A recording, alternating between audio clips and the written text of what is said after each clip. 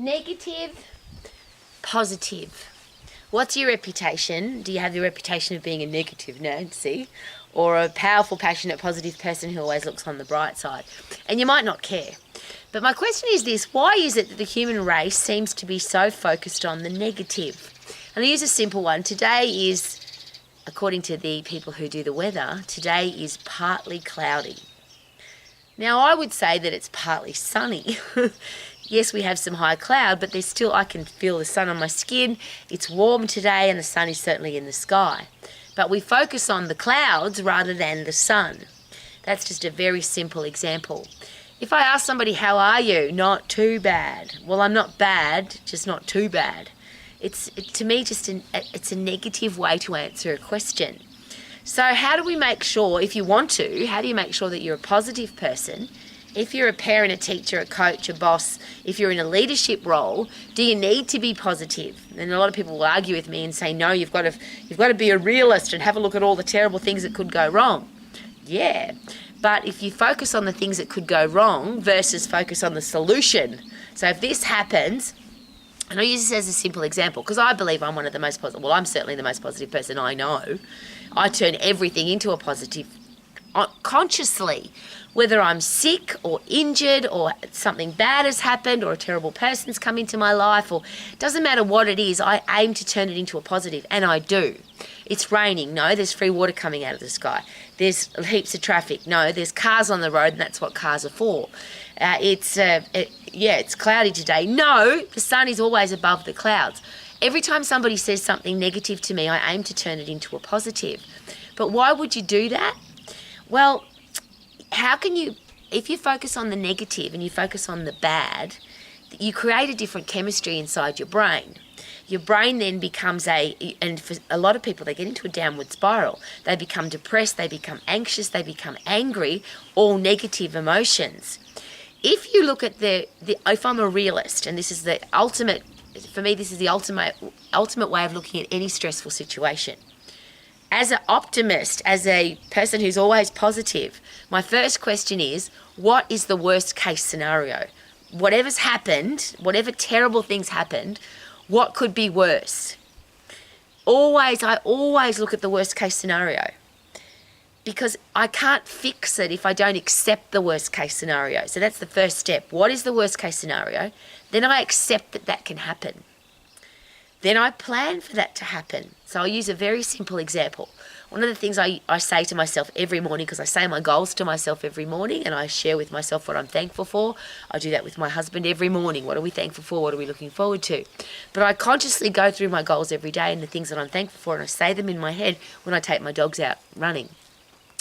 But my conscious question is, I'm going to have negative, nasty, terrible, horrible things happen today, and I'm very thankful for them. I accept that every day could have horrible things in it. Now, there's a beautiful thing that happens here. Not every day does have horrible people, and not every day has terrible things. But if I accept that they're going to happen, when they do come along, I go, well, I was expecting you, and I'm thankful for you.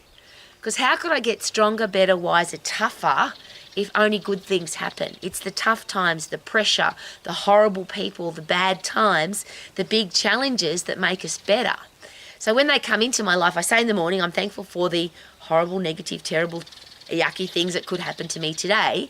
So when they come along, I go, wow, I was expecting you. They often don't happen. But when I know that they're going to happen, I can plan for them. And I use this as a simple example all the time. I hope that my house doesn't burn down, and I hope that I don't have a car accident, and I hope that my suitcase doesn't get stolen when I travel. But we have car insurance, house insurance, and travel insurance just in case. So accept the worst case scenario, which is why you get travel insurance. If my suitcase gets stolen, I've got insurance. I've planned for the worst case scenario. So what's the worst case scenario? Plan for it so that if it does happen, you don't get surprised by it or shocked by it. You know that it's, well, now I know what to do because I've planned for it. And I'll share again though, isn't it awesome that usually bad stuff doesn't happen? If bad stuff always happened, insurance companies wouldn't exist because they wouldn't make any money. We get insurance because we want to plan for a bad experience, but they often don't happen.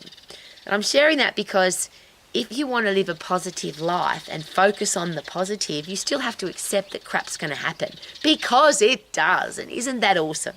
If you think that every person's going to be nice and every day's going to be awesome and the weather's always going to be sunny and life's always going to be fantastic, apart from being delusional, because that just is not how life is, I'll ask again, how would we get tougher, stronger, better, wiser if we didn't have tough times? But even more importantly, I think, how would you appreciate